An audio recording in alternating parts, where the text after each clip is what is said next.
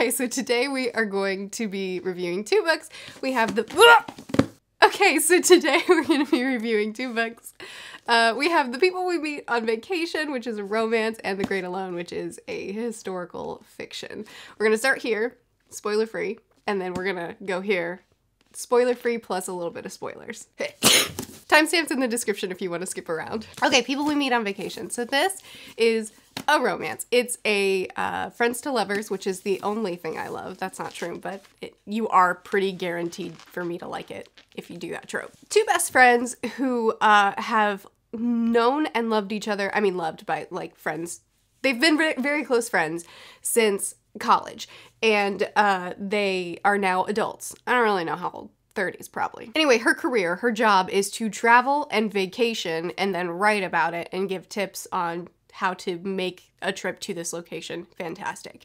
I would like her job, please. I mean, I have a really good job too, but I would like hers. Anyway, this company allows her to bring a guest with her on these vacations, excursions that she goes on. So she brings her best friend, Alex. Her name's Poppy, by the way.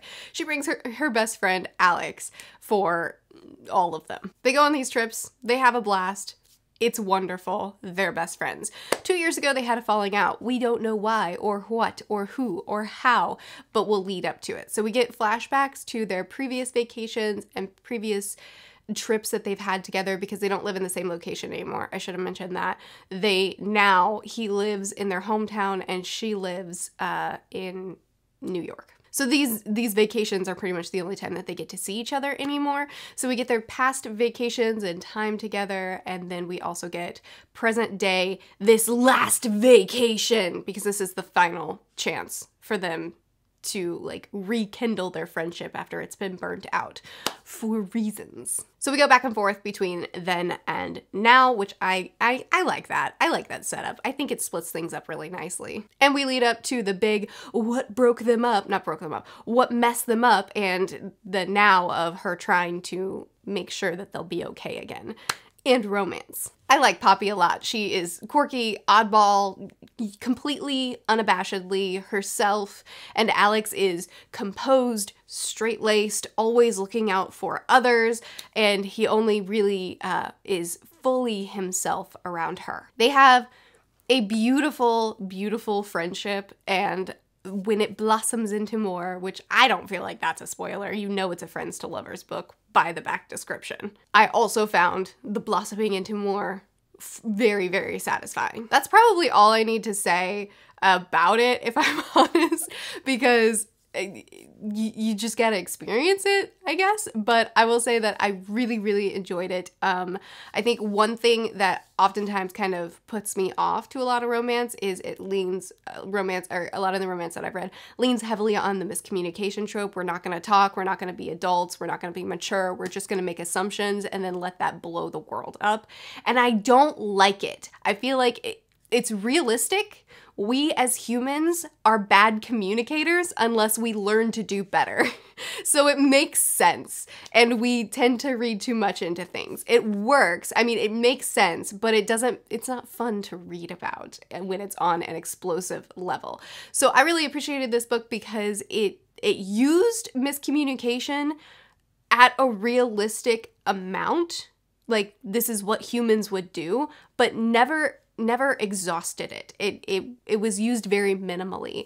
Also, inflated drama, false drama, manufactured drama, just throwing things in there for the sake of, now there's tension. There was very little of that as well.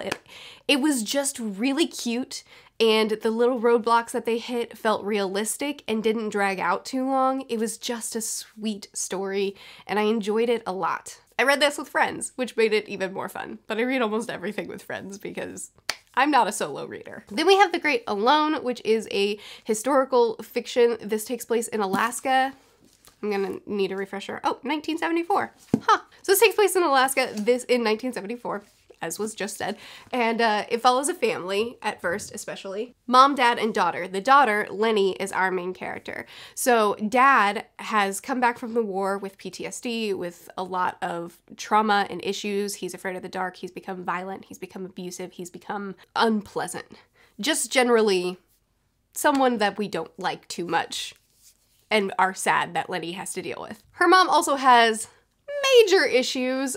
She loves Lenny real hard, but it's not good. So this family moves to Alaska to get a fresh start, and it turns out that Alaska is a lovely place to live when it's lovely.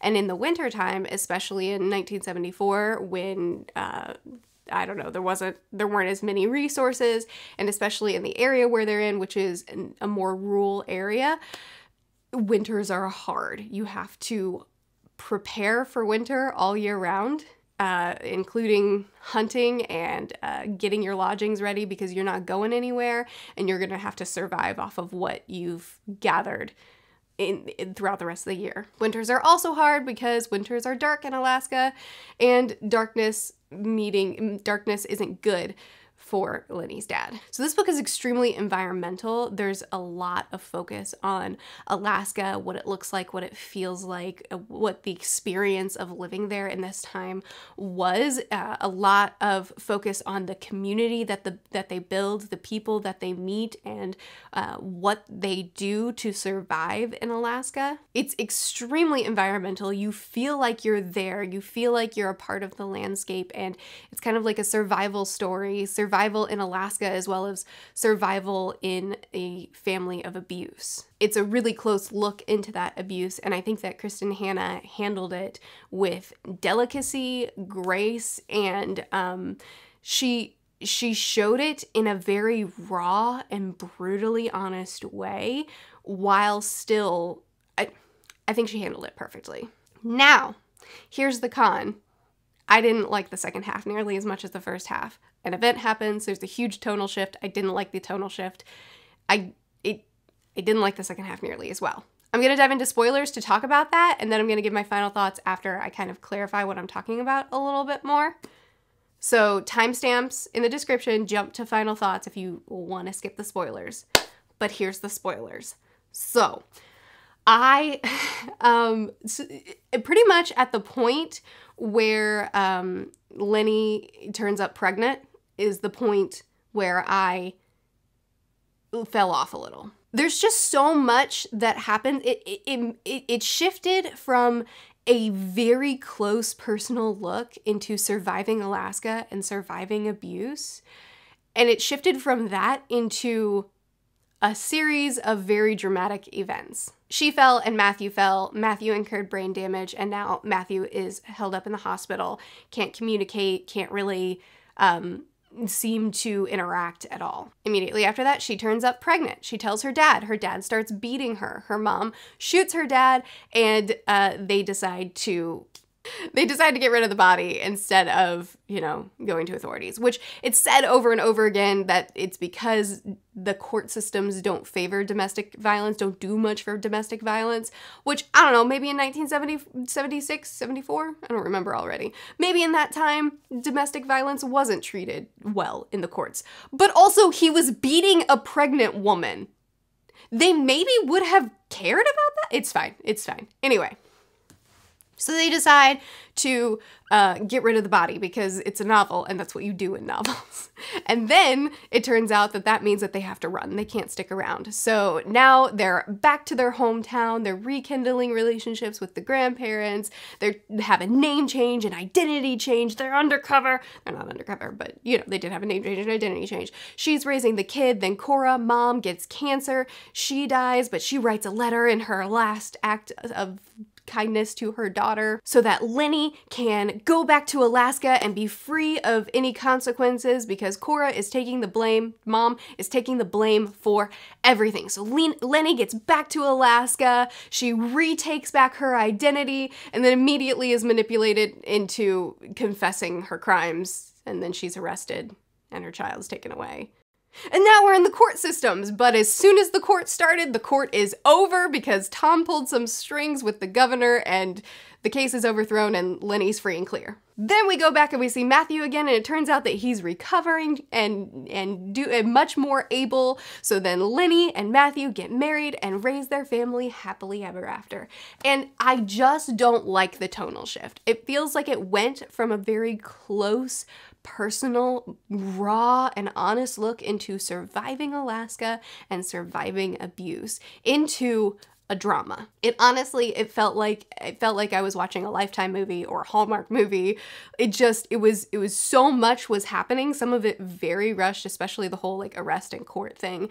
And I didn't want it. I didn't want her to leave Alaska and go spend a chunk of the book back in another state, just living a normal life, and then come back to Alaska and then drama ensues. It was just, I didn't want the tonal shift. It didn't feel consistent with the first half of the book, and it didn't feel necessary. A lot of it felt like it was just like becoming a drama instead of becoming the first half of the book, which was so meaningful. Now, don't get me wrong, when she went back to Alaska, of course, I knew immediately that Matthew was going to be better. Well, actually, I knew Matthew was going to get better as soon as we shifted perspectives and went into Matthew's mind shortly after the accident. We saw that even though he couldn't express that he was recognizing anything, he was recognizing Lenny. So it's like, okay, he wouldn't do that if we were going to have a tragedy, right?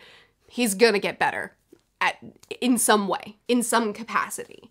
So, you know, I saw the ending coming. I didn't really like it because the first half felt so brutally honest, and then the ending felt Lifetime, felt Hallmark, felt pretty happy, nice ending. And don't get me wrong, I don't want Matthew to have not recovered and to have a tragedy. That wouldn't have been good either. It was a tragic book, and to not have a hopeful ending would have been terrible. So really, I would have preferred just for Matthew not to have fallen and had the accident, for her to have stayed in Alaska, and for when it was time for life to shift, for her to have shifted into surviving Alaska with Matthew and with their baby. And, you know, somehow, I don't know. I don't have a solution. I'm not going to rewrite the second half, but I feel like backing up to preventing Matthew's accident so that we didn't have to have this huge shift into a drama I would have liked it better. Now, don't get me wrong, this was a buddy read over on our public server of the Discord, and some people didn't like the tonal shift, didn't like the second half nearly as much as the first half. Some people loved the whole book through and through. So I'm just throwing out my personal experience and opinions out there. I'm not saying the book did wrong, because obviously the beginning to end was impactful for a lot of people. And I'm not trying to step on that. I think that's awesome. It's just the second half, I don't know, it didn't work for me. I didn't like it nearly as well. But with that said, I still enjoyed the book a lot. I still read it really quickly. I mean, by really quickly, I mean I didn't want to put it down. And I still appreciate that first half so much. So I'm going to shift into final thoughts. I'm going to get out of spoilers now. Final thoughts. I said in the spoiler-free section that I didn't like the second half nearly as much as the first half because there was a big shift. Okay, so I still really enjoyed the book. I still definitely recommend it. Even though the second half kind of fell off for me, and I didn't want it to go in the direction that it went in, I still adored, not loved, adored the first half of this book, and still overall enjoyed it quite a bit and recommend it. I don't read a lot of historical fiction. I don't read a lot of romance. So maybe my taste is bad for both, but I would love to discuss both with you in the comments. Have you read them? Do you plan to read them? If you're gonna chat spoilers with me, do the spoiler space thing, because I would love to discuss it more. Be sure to check out my Patreon if you want to. If you want to hang out some more, do some buddy reads, do some movie nights. I post videos every Tuesday through Friday. I'll see you again soon. Bye.